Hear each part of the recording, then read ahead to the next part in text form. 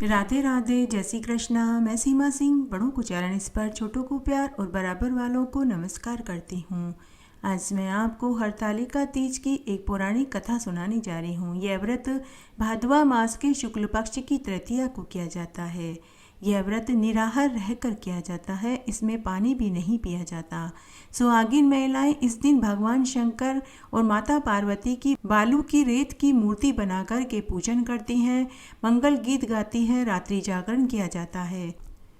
कथा इस प्रकार है। श्री परम पावन भूमि कैलाश पर्वत पर विशाल वटवृक्ष के नीचे भगवान शिव और पार्वती जी अपने गणों सहित बाघंपर पर विराजमान थे। बलवान वीरभद्र, भृंगी, श्रृंगी, नंदी सभी अपने पहरों पर सदाशिव के दरबार की शोभा बढ़ा रहे थे। सभी गंधर्व, किन्नर और ऋषि भगवान महादेव की स्तुति कर रहे थे। उसी सुअवसर पर महारानी पार्वती जी ने भगवान शिव से हाथ जोड़कर प्रश्न किया कि हे महेश्वर, मेरे बड़े सौभाग्य हैं, मैं आपकी अर्धांगिनी बनी। आपने मुझे पत्नी के रूप में वरण किया। क्या मैं जान सकती हूँ कि मैंने ऐसे कौन से पुण्य कार्य किए थे जिससे मैंने आपको पति रूप में पाया? आप तो अंतर्यामी हैं, त्रिलोकी के नाथ हैं। मुझ दासी को कृपया करके पूरा वृतांत सुनाइए। महारानी पार्वती की ऐसी प्रार्थना सुनने पर भगवान महादेव बोले, हे कल्याणी, तुमने अति उत्तम पुण्य का संग्रह किया था। जिससे मुझे प्राप्त किया है वह अति गुप्त व्रत है, पर मैं तुम्हारे से प्रसन्न हूँ, इसलिए मैं तुम्हें बताता हूँ। भादवा मास के शुक्ल पक्ष की तीज का व्रत हरतालिका व्रत के नाम से जाना जाता है। यह व्रत जैसे तारागणों में चंद्रमा, नव ग्रहों में सूर्य, वर्णों में ब्राह्मण, देवताओं में गंगा, पुराणों में महाभारत, वेदों में सोम, इंद्रियों में मन, ऐसा यह व्रत श्रेष्ठ है। ऐसा सुनकर माता पार्वती जी बोली कि हे महेश्वर, मैंने कब और कैसे ये तीज माता का व्रत किया, मैं विस्तार से सुनना चाहती हूँ। कृपा करके आप मुझे बताइए। इतना सुनकर भगवान शंकर बोले कि हे कल्याणी, भारतवर्ष के उत्तर में श्रेष्ठ हिमालय पर्वत है। वहाँ के राजा का नाम हिमाचल था। वहाँ तुम भाग्यवती रानी मैना के गर्भ से पैदा हुई थी। तुमने बाल्यकाल से ही मेरी आराधना करनी शुरू कर दी थी। कुछ उम्र बढ़ने पर हिमालय की दुर्गम गुफाओं में जाकर अपनी सहेली सहित वहाँ मुझे पाने के लिए तुमने कठोर तपस्या करी। तुमने ग्रीष्म ऋतु में 12 चट्टानों पर आसन लगाकर तपस्या करी, वर्षा ऋतु में पानी में तपस्या करी और हिम ऋतु में जल में खड़े होकर कठोर तप किया। इस प्रकार 6 ऋतुओं में तपस्या करने पर भी जब मेरे दर्शन नहीं हुए, तब तुमने ऊर्ध्वमुख होकर केवल वायु का सेवन किया। फिर वृक्षों के सूखे पत्ते खाकर तुमने अपने शरीर को जीर्ण शीर्ण कर लिया। ऐसी तपस्या में तुम्हें लीन देखकर महाराज हिमालय को अति चिंता हुई। तुम्हारे विवाह हेतु चिंता करने लगे। उसी सुअवसर पर देव ऋषि नारद जी तुम्हारे पिता के पास गए। तुम्हारे पिता ने नारद मुनि का स्वागत किया और पूजन किया और आने का कारण पूछा। नारद मुनि ने तुम्हारे पिता से कहा कि हे राजन, मैं भगवान विष्णु का भेजा हुआ दूत हूँ। मैं चाहता हूँ कि आपकी सुंदर कन्या को योग्य वर प्राप्त हो। तो बैकुंठ निवासी शेषशायी भगवान ने आपकी कन्या का वरण स्वीकार किया है।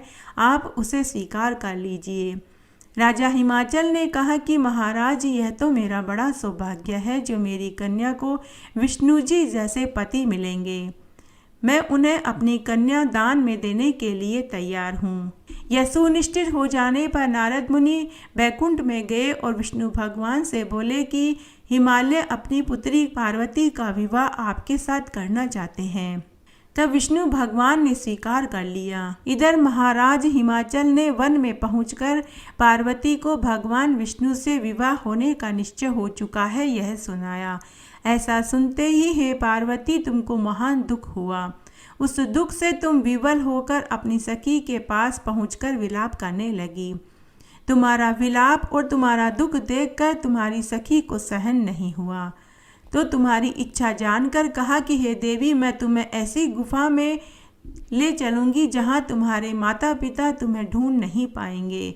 ऐसा कहकर तुम्हारी सहेली तुम्हें हिमाचल की गहन गुफाओं में ले गई। जब तुम्हारे पिता तुम्हें ढूंढ नहीं पाए तो वे घबराकर विलाप करने लगे कि मैंने वचन दिया है, अब वह कैसे पूर्ण होगा। ऐसा कहकर तुम्हारे पिता मूर्छित हो गए। तब सभी पूर्ववासियों को साथ लेकर तुम्हारे पिता ने तुम्हें सब जगह ढूंढा। तुम्हारे पिता चिंता करके कहने लगे कि क्या मेरी कन्या को कोई व्याघ्र खा गया है, या किसी सर्प ने डस लिया है, या फिर किसी राक्षस ने उसका हरण कर लिया है। उस समय तुम अपनी सहेली के साथ गहन गुफा में थी। बिना जल बिना अन्न के मेरे व्रत को तुमने आरंभ कर दिया था और नदी की बालू का लिंग स्थापित करके तुम वन पुष्प फलों से मेरा पूजन कर रही थी। उस दिन भादवा मास की तृतीया शुक्ल पक्ष हस्त नक्षत्र युक्त प्राप्त थी। मेरी पूजा के फल स्वरूप मेरा सिंहासन हिल गया। तब मैंने तुम्हें दर्शन दिया और तुमसे कहा कि हे देवी, मैं तुम्हारे व्रत और पूजन से प्रसन्न हुआ। तुम अपनी कामना का मुझसे वर्णन करो। इतना सुन तुमने लज्जित भाव से प्रार्थना करी कि हे अंतर्यामी, मेरे मन के भाव आपसे छुपे नहीं हैं, मैं आपको पति रूप में पाना चाहती हूँ। इतना सुनकर मैंने तुम्हें तथास्तु कह इच्छित पूर्ण वरदान देकर मैं अंतर्ध्यान हो गया। इसके बाद तुम्हारे पिता हिमाचल मंत्रियों सहित ढूंढते ढूंढते नदी तट पर मूर्छित होकर गिर पड़े। उसी समय तुम अपनी सहेली के साथ मेरी बालू की मूर्ति का विसर्जन करने हेतु नदी तट पर पहुंची। उसी समय तुम्हारे नगर निवासी मंत्रीगण और तुम्हारे पिता के तुम्हें दर्शन हुए। तुम्हारे पिता तुमसे लिपट कर रोने लगे और बोले कि हे उमा, तुम इस भयंकर वन में कैसे चली आई, जो अति भयानक वन है, जहाँ सिंह व्याघ्र जहरीले सर्पों का निवास है, जहाँ मनुष्य के प्राण संकट में हो सकते हैं। हे पुत्री, इस भयंकर वन को त्याग कर तुम अपने घर को प्रस्थान करो। पिता के ऐसा कहने पर तुमने कहा कि हे पिताजी, मेरा विवाह आपने विष्णु जी के साथ स्वीकार कर लिया है, इससे मैं इसी वन में रहकर अपने प्राण विसर्जन करूंगी। ऐसा सुनकर महाराज हिमाचल बहुत दुखी हुए और बोले कि हे पुत्री, तुम शोक मत करो, मैं तुम्हारा विवाह कदापि भगवान विष्णु के साथ नहीं करूँगा और तुम्हें अभिष्ट वर जो तुम्हें पसंद हो, मैं उसी के साथ तुम्हारा विवाह करूँगा। तब तुमने अपने पिता से कहा कि हे पिताश्री, मैंने भगवान महादेव को पति रूप में पाने के लिए कठोर तप किया और भगवान महादेव ने मुझे अर्धांगिनी के रूप में स्वीकार करने का वचन दिया है, इसलिए आप मेरा विवाह भगवान महादेव के साथ करवा दीजिए। तुम्हारे पिता इस बात पर राजी हो गए। तब एक शुभ मुहूर्त में तुम्हारे माता पिता ने तुम्हारे साथ मेरा विवाह करवा दिया। हे सौभाग्यशालिनी, हे कल्याणी, जिस सखी ने तुम्हारा हरण कर हिमालय की गुफा में रखकर मेरे तीज व्रत को करवाया, इसी से इस व्रत का नाम हरतालिका पड़ा। यह व्रत सभी व्रतों का व्रतराज है। पूरी कथा सुनने के बाद माता पार्वती ने कहा कि हे प्रभु, आपने मेरे मिलने की सुखद कथा सुनाकर मुझे प्रसन्न कर दिया, लेकिन आपने मुझे इस व्रत के करने का विधान और फल नहीं बताया। कृपा करके आप मुझे पृथक पृथक बताइए। इतना सुनकर भगवान महादेव ने कहा कि हे भद्रे, मैं इस व्रत राज का विधान व फल तुम्हें सुनाता हूँ। जो भी कुंवारे इस व्रत को करेंगे, चाहे वह स्त्री हो या पुरुष, उन्हें मनपसंद जीवन साथी प्राप्त होगा। वे भादवा मास के शुक्ल पक्ष की द्वितीया की शाम को इस व्रत को प्रारंभ करें और तीज का व्रत धारण करें। यह व्रत निराहार किया जाता है, बिना फल और आहार के निर्जला यह व्रत किया जाता है। भगवान शिव और पार्वती की प्रतिमा सुवर्ण की स्थापित करके केले पुष्प आदि के खंभे स्थापित करके पूजन करें, वैदिक मंत्र करें, स्तुति गान वाद्य भेरी शंख मृदंग झांझ आदि बजाएं, रात्रि जागरण भजन कीर्तन में करें और भगवान शिव का पूजन करने के बाद फल फूल पकवान लड्डू मेवा मिष्ठान तरह तरह के भोग की सामग्री समर्पण करें। फिर ब्राह्मण को द्रव्य अन्न वस्त्र रुपया आदि दान में देवें। जो भी दान करें अपनी सामर्थ्य के अनुसार करें। भगवान शिव की प्रिय वस्तुओं को सिद्ध पंचाक्षरी मंत्र से नमः शिवाय कहकर समर्पित करना चाहिए। प्रार्थना करते समय अपनी कामना इच्छा भगवान के सामने कहें और फिर पार्वती जी से यह कहें, जय जगमाता मेरी भाग्य विधाता, जय हो पार्वती शिव प्यारी तुम दाता नंद पुरारी, सती संतों में रेख तुम्हारी, जय हो आनंद दाता, इच्छित वर में तुमसे पाऊँ, भूल चूक को दुख न उठाऊँ, भक्ति भाव को तुमसे पाऊँ, कर दो पूर्ण दाता। प्रार्थना करने के बाद पुष्पों को हाथ में लेकर पुष्पांजलि समर्पित करें। फिर चतुर्थी को शिवलिंग का किसी नदी या तालाब में विसर्जन करें। फिर 3 ब्राह्मणों को सपत्नीक भोजन करावें।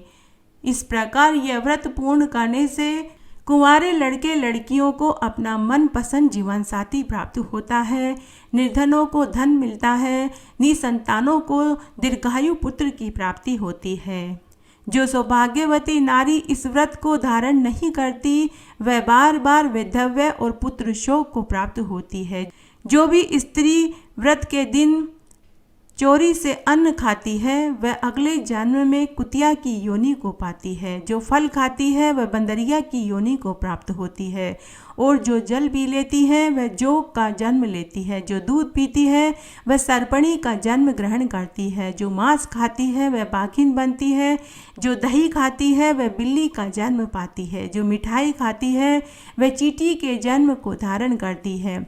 जो सब चीज़ें खाती है वह मक्खी का जन्म लेती है। जो इस दिन सोती है वह अजगर बनती है। हे उमा, जो इस व्रत को श्रद्धा विधि से धारण करता है वह मुझ जैसा पति प्राप्त करती है और दूसरे जन्म में तुम्हारे समान स्वरूपवान होकर वे इस संसार में उत्तम सुखों को प्राप्त करके मरने के बाद शिवलोक को पाती हैं। इस व्रत के करने के बाद नारियां शिवलोक का वासी हो जाती हैं। इस तरह आज मैंने आपको हरतालिका तीज की एक पौराणिक प्राचीन कहानी सुनाई। आशा करती हूँ यह आपको ज़रूर पसंद आएगी। मेरे साथ बने रहने के लिए आपका धन्यवाद। आगे की कथा कहानी के लिए भी आप इसी तरह मेरे साथ बने रहें। धन्यवाद।